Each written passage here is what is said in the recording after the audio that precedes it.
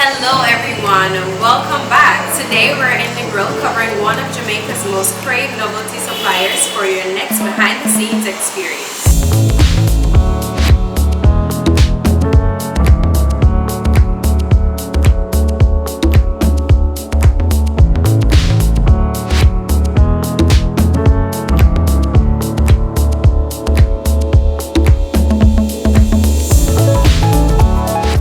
Alright, hello Damir. Welcome to Behind the Scenes and thanks for hosting us here. It's a pleasure. Alrighty, so first thing for me, when I think fine dining, gourmet, that's the line I'm thinking. I'm thinking food, wine, a nice presentation on a plate, but you gave a twist to it by adding that gourmet to novelty items. Can you tell me about that? Yeah, so keeping it simple, if you go into the grocery store today and you buy anything, for the most part that's Jamaican, there's a lot of syrup. It's very sweet, and that goes for most products. So the whole gourmet aspect of this is basically the fact that we're utilizing real ingredients, and premium ingredients at that. Hey, great. So what are the different types of popsicles that you carry here? Alright, so it's super easy. We have three options. You have your fruit base, your dairy base, and then you have your alcoholic popsicles, so a cocktail on a stick. With that being said, dairy is fudge, so it's ice cream. And then your popsicles are something like a Kisco pop, but using real fruits.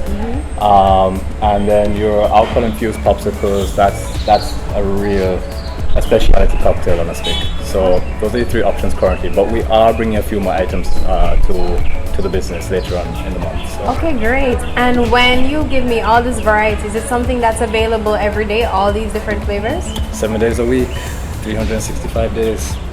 All right, and secondly, is there a limit to the amount that you guys make per day?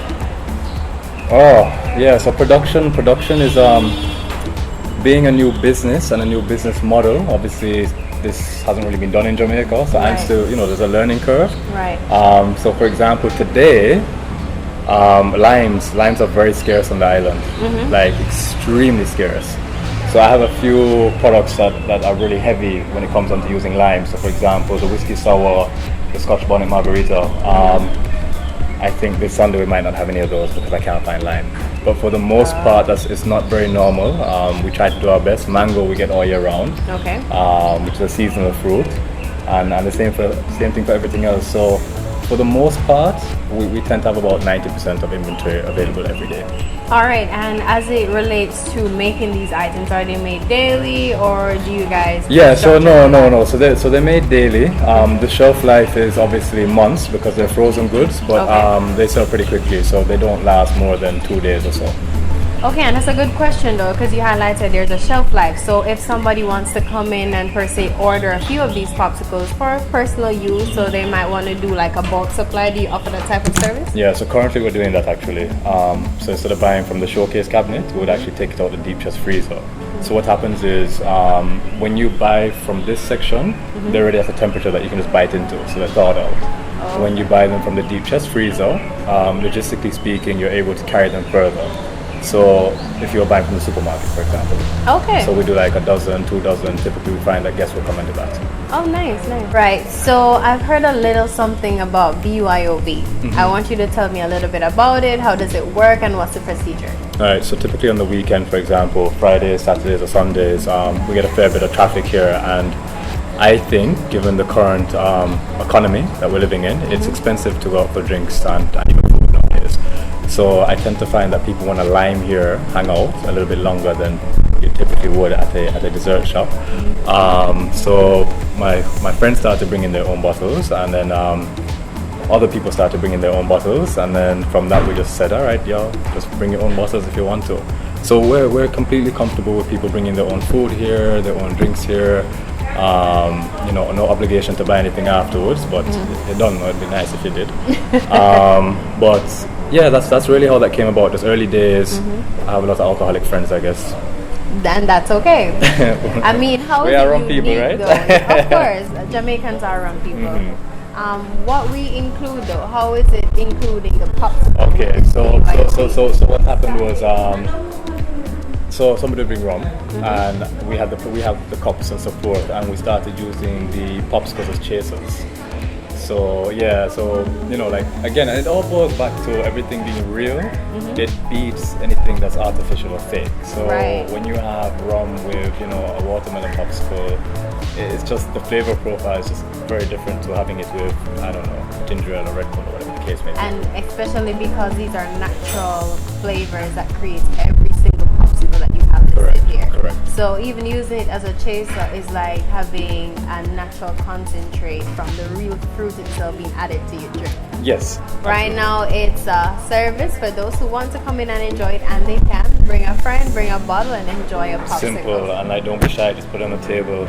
You find that people join you for a drink afterwards anyways. And that's great. I like that. That gives you like a chill vibe here too. So sweet treat, good vibes here at Chill Pops. And that matches the name outside of the fact that it's a cool popsicle. And we have great music as well, you know, and the decor and everything else. Right. So I want to add one thing. Sure. That we're not your typical dessert shop in the sense that you're going to come here and hear Skilly Banger play and you're going to see people drinking rum, and the fact that we do sell liquor products, infused popsicles, I should say. So I think we're more of an ice cream bar per se. But as time goes on, we'll see what this brand is really, really about. Alright, great. I mean, it's already excellent as it stands, and I'm gonna try one very soon. So I'll see what the rave is all about myself. And because I've really been hearing a lot about it. Everybody's like, oh, have you been to Chill Pops? And I'm like, okay, we're gonna go. Good, I'm happy to hear it. So thanks again for joining us for Behind the Scenes, and we'll see you soon. Thank you. All right. Thank you.